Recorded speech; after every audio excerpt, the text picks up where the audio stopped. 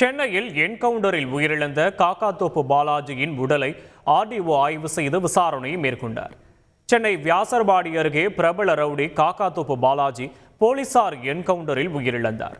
அவரது உடல் ராயப்பேட்டை அரசு மருத்துவமனைக்கு கொண்டு வரப்பட்டதை அடுத்து ஆர்டிஓ இப்ராஹிம் மருத்துவமனைக்கு வருகை தந்து உடலை ஆய்வு செய்து விசாரணை நடத்தினார்.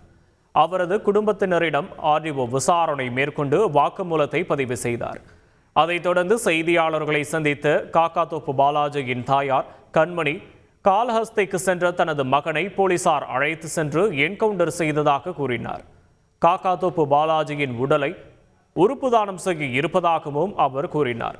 காக்காத்தோப்பு பாலாஜியை திட்டமிட்டே போலீசார் என்கவுண்டர் செய்ததாக அவருடைய தரப்பு வழக்கறிஞர் புகழேந்தி கூறியுள்ளார்.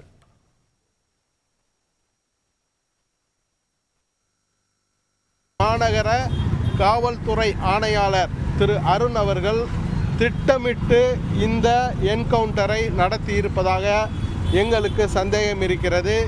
ஆகவே இது அவரை காளஹஸ்தி சென்ற ஒரு நபரை, திருந்தி வாழ்கிற ஒரு நபரை பிடித்து சுட்டு கொன்றது என்பது ஒரு அப்பட்டமான மனித உரிமை மீறல்.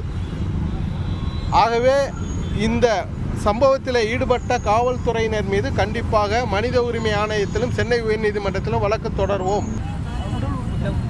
உடல் உறுப்பு தானம் பண்ணியிருக்காரு சார். எங்கள் வீட்டில் எல்லாருக்கும் கொடுத்துருக்குறோம். எல்லோரும் கொடுங்கம்மா, அதை என்ன பண்ண போகிறோம், ஏதோ நம்மளுடைய இது நல்லபடியாக அடுத்தவங்களுக்கு உதவும் இல்லைம்மா அப்படின்னு தான் சொல்லியிருக்காங்க சார். இப்போ அங்கேயும் சொல்லிட்டோம், நாங்கள் உடல் உறுப்பு தானம் கொடுத்துக்கிறோம். செய்திகளை உடனுக்குடன் தெரிந்து கொள்ள உடனே சப்ஸ்கிரைப் பண்ணுங்க.